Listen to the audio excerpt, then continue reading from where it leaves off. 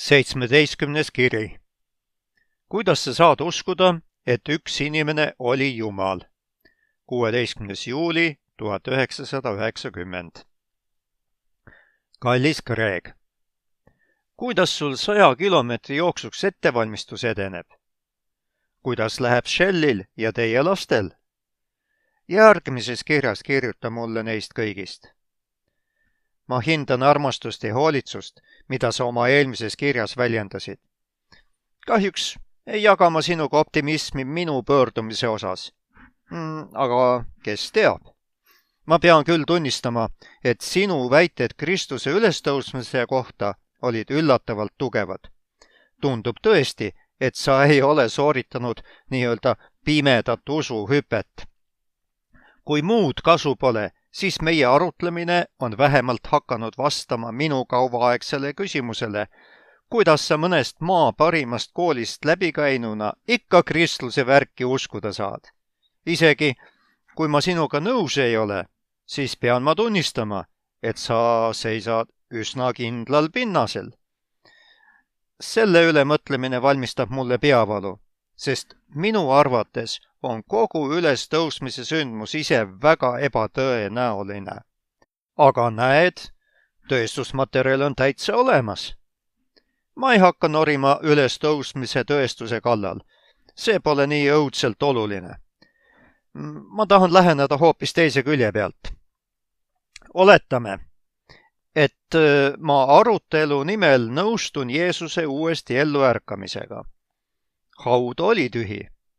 Igal juhul oleks see veider sündmus, aga ma mõtlen, kas see sündmus üksi saab teha inimesest selle, kelleks teevad tema kristlased. Ma pean silmas seda, et ma olen kuulnud ka teistest uuesti ellu ärganud inimestest.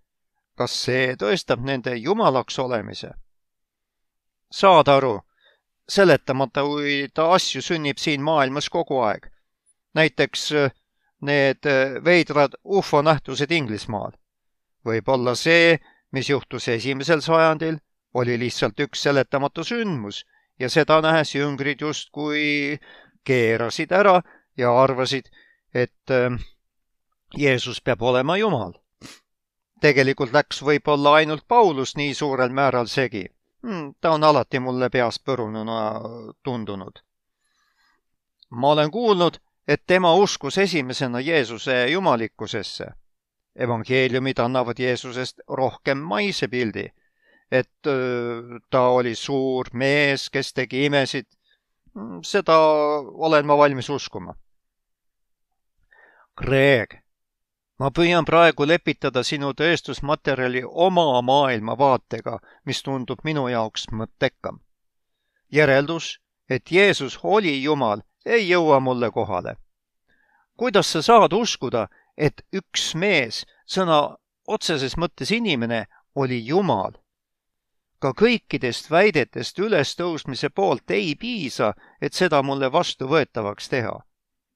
Mulle tundub, et siin on tegemist paganliku ebausuga.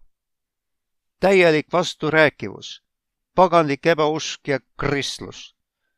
Ma tean, et kristlased usuvad kolmainsust, et osa Jumalast oli siin all samal ajal, kui osa Jumalast oli seal üleval või midagi sellist. Kuid uskumine, et Jeesus oli usu tervendaja, kellel õnnestus kuidagimoodi uuesti ellu ärgata ja kelle järgijad, eriti üks neist, segaseks minnes temast igasuguseid väiteid hakkasid esitama, on piisav seletus, mis ei vaja selliste võimatute nähtuste jaoks usku. Anna mulle teada, mida sa sellest mõtled? Isa. 28. juuli 1990. Tere, kallis isa! Meie perel läheb siin nii-öelda jahedas minnes ootas väga toredasti. Minu ettevalmistamine 100 kilomeetri jooksuks läheb normaalselt, kuigi mul õnnestub nädalas heal juhul 40 miili läbi joosta. See on aga pool sellest, mida tavaliselt peetakse sellise võistluse ettevalmistamisel miinimumprogrammiks. Lapsed tulevad minuga vahel jooksma, kui neil tuju tuleb. Ühel nädalal käisime võistlustel. Naatan oli liiga väike nendel osalema, aga ta tahtis väga lindikest saada. Nii ma siis veensin ühte ametnikku, et kui Naatan suudab joosta ja või siis kõndida 400-meetrisest distantsist, siis saaks poiss lindikese. Ta startis nagu oleks olümpial, aga kuna ta ei teadnud, kus keskpunkt oli, jooksis ta terve ringi läbi. Umbes poole peal märkasid mõned inimesed tribüünil seda 4-aastast põngerjat oma raske eesmärgi poole tüürimas ja hakkasid temale ergutuseks kaasa hüüdma. Lõpusirgele jõudmise ajaks elas juba kogu püsti tõusnud ja hüüdev rahvas Naatanile kaasa ja ametnikud panid tema jaoks üles lindi, millest läbi joosta. See oli tema au ja hiilguse hetk. Ma pole teda varem uhkemana näinud. Talle anti ka esimese koha lindike. Mul on hea meel kuulda, et sa oled vähemalt osaliselt nõus uskuma, et Jeesus surnuist üles tõusis. Aga sinu arvates ei tõesta see tema jumalikkust. Sa kahtlustad, et see uskumus on üks ebausk, mis sai alguse Paulusest. See võib sind üllatada, isa, aga ma ei nõustu sinuga. Üllatunud? Minu arvates on mitmeid asjaolusid, mis sinu arusaamise vastu räägivad. Need on asjaolud, mis samal ajal veelgi kinnitavad Jeesust Kristust kui lihaks saanud Jumalat. Esiteks on minu arvates ekslik mõelda, et Jeesust nähakse jumalikuna vaid Pauluse kirjades. On tõsi, et evangeeliumites Jeesus ise kunagi ei astu välja ega ütle, et tema on Jumal, kuid temast jutustatakse viisil, mis ikkagi jumalikkuseni välja viib. Ta ütleb näiteks, kui te olete näinud mind, siis te olete näinud isa. Austage mind, nagu te austate isa, ning mina ja isa oleme üks. Üks hea esimese sajandi juudi rabi, kes oli lihtsalt üks hea inimlik õpetaja, poleks kunagi midagi taolist ütelnud. Veelgi enam, Jeesus teeb endast usuobjekti pidevalt öeldes taolisi asju nagu uskuge minusse. Kõikjal võrdsustab ta endasse uskumisega Jumalasse ja enda hülgamise Jumala hülgamisega. Kes usub minusse, usub isasse, kes mind on läkitanud. Isegi oma tuntud mäejutluses, kus me liberaalsete teadlaste sõnul näeme suurt inimlikku õpetajat, kuuleme Jeesust ütlemas. Õndsad on need, keda minu pärast taga kiusatakse. Mida ta õige endast arvab? Rabi peaks ütlema, õndsad on need, keda Jumala pärast taga kiusatakse. Peale kõige muu näeme jüngreid Jeesust issandaks Kurios nimetamas, mis võrdub kreekakeelse Jahvega, Jumala nimega Vanas Testamendis. Kahtlev Toomas hüüab Jeesust nähes, mu issand ja mu Jumal, ja Jeesus ei paranda teda. Samuti leiame evangeeliumites jüngreid ja teisi inimesi Jeesust ülistamas. See on midagi, mida juudid kunagi kellegi teisega kui Jumalaga ei teeks. Ei, evangeeliumid esitavad meile täielikult jumalikku Jeesust. Isa, kas sa mäletad, kui me koos unitaarkirikus käisime? Kas sa mäletad professorit, kes jutlustas teemal, miks oli Sokrates suurem mees kui Jeesus? Me olime mõlemad sellest veidi löödud. Ta väitis, et Sokrates oli suurem mees kui Jeesus, sest samal ajal, kui Sokrates tõi inimestest välja hea, jättis Jeesus mulje, et ta on jumalik ja isegi Jumal. Minu arvates oli professoril olukorra hindamisel õigus, kuigi eksis oma järeldustega. Evangeeliumid jätavad vaid kaks võimalust. Kas Jeesus oligi tegelikult jumalik või ei olnud ta väga hea inimene? Me paneme sellised inimesed luku taha, kes ütlevad midagi taolist, mida Jeesus ütles. mis aga selle juures väga tähelepanuväärne on, isa, on see, et meil on siin tegemist esimese sajandi juutidega. Juudid olid ja on ka praegu erinevad teistest iidsetest paganlikest kultuuridest, kes uskusid mitmesse jumalasse, kellest mõned võisid maa peale tulla ja inimese kuju võtta. Ei, juutide õigeusu keskmeks on uskumus, et on vaid üks Jumal, kes on täielikult ülem inimesest. Ei ole midagi nende usule vastandlikumat kui uskumus, et Jumal sai inimeseks. Siiski näeme sellist läbivat joont evangeeliumite ja Pauluse kirjade lehekülgedel. Vaid 15 aastat peale Jeesuse elu leiame Pauluse juhuslikult iseloomustamas kõiki kristlasi kui inimesi, kes ülistavad Kristust. 1. Korintuse 1:2.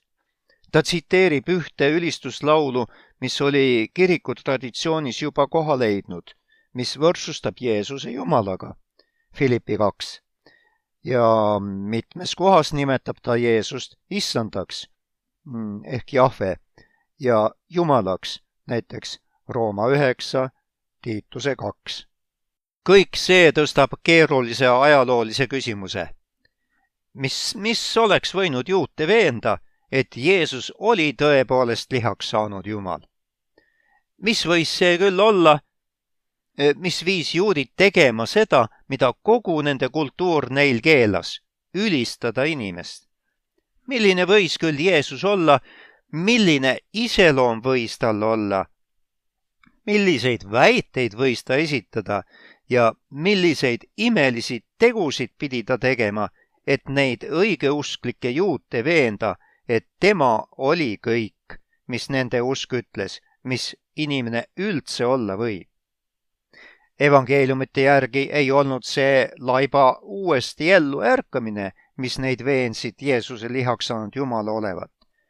See oli mehe ülestõusmine, kes oli juba kehastanud Jumala riiki, selle armastust, õpetust ja väge oma elu jooksul. See oli mehe ülestõusmine, kes oli juba esitanud hämmastavaid väiteid enese kohta. Ja see oli mehe ülestõusmine, kes sellest ajast peale kunagi ei surnud. Kui Jeesus oleks hiljem ära surnud, oleks kogu asi laiali lagunenud. Kuid ta ei surnud ära. Ta tõusis üles taevasse. Kui see pole tõsi, peab leidma vastused järgmistele küsimustele. Kus peitis ennast Jeesus kogu varakristliku perioodi vältel? Miks ja kuidas oleksid jüngrid valetanud ja siis surnud oma väljamõeldise eest? Ja miks keegi kunagi seda valet ei paljastanud ega kahtlustanud? Isa, ma tahan öelda, et Kristuse ülestõusmine ja jumalikkus on ühe mündi kaks poolt. Sama võimatu on seletada jüngrite uskumist ühte neist, kui nende uskumist teise, kui me evangeeliumite juttu tõena ei võta. Ma läheksin isegi nii kaugele, et ütleksin, kui meil ei oleks evangeeliumeid meid teavitamas, siis peaksime spekuleerima, et Jeesus pidi esitama mingeid väiteid ja tegema mingisuguseid tegusid, millest evangeeliumid räägivad, et seletada esimeste kristlaste veendumist, et Jeesus oli kõik, millest räägivad Pauluse kirjad. Sinu arvates on uskumus, et Jeesus kehastab Jumala lähedalolu inimese kujul vasturääkivus. Mille põhjal suudaks seda keegi tõestada? Vasturääkivusega oleks tegemist vaid juhul, kui Jumala definitsioon välistaks inimese olemise ja vastupidi.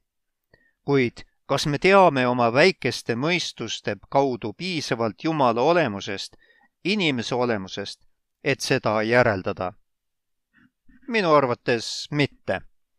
Ainus viis Jumala olemuse tundmiseks on see, kui Jumal ise meile endast räägib ja kogu tõestusmaterjal viitab Jeesusele Kristusele kui paigale, kus see nii-öelda rääkimine toimub. Tõepoolest on lihaks saamine üks keerukas lugu, sest me ei suuda aru saada, kuidas see võib tõsi olla. kuid vasturääkivust siin ei ole, sest selle tõeks pidamine pole rumalus.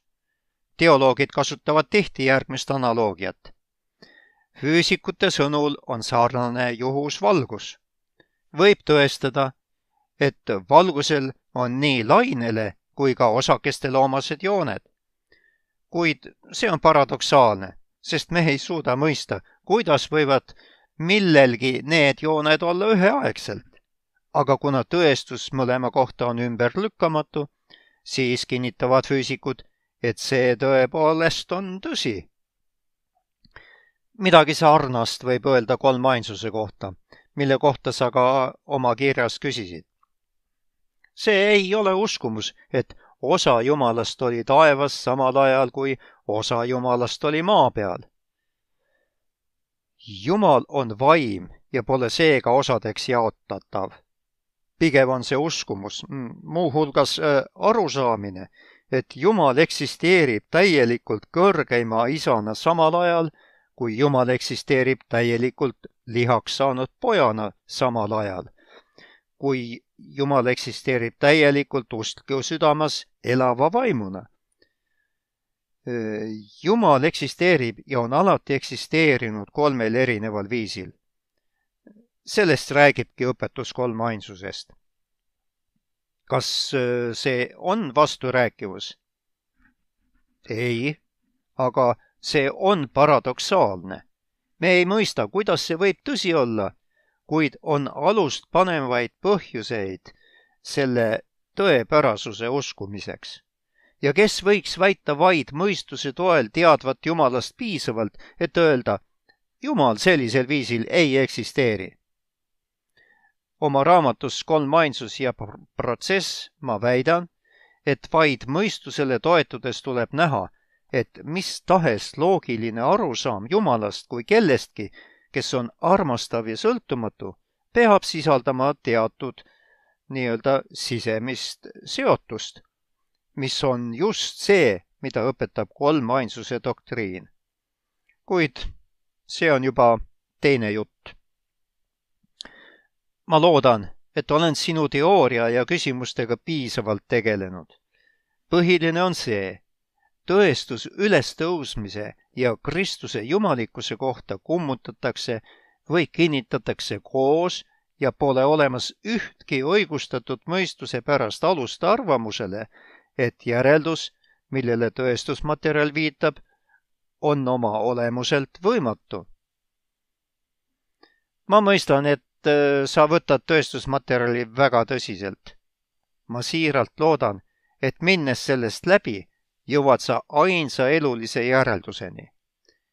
Tee Jeesus oma issandaks ja oma elu päästjaks. Armastuses ja lootuses, Greg.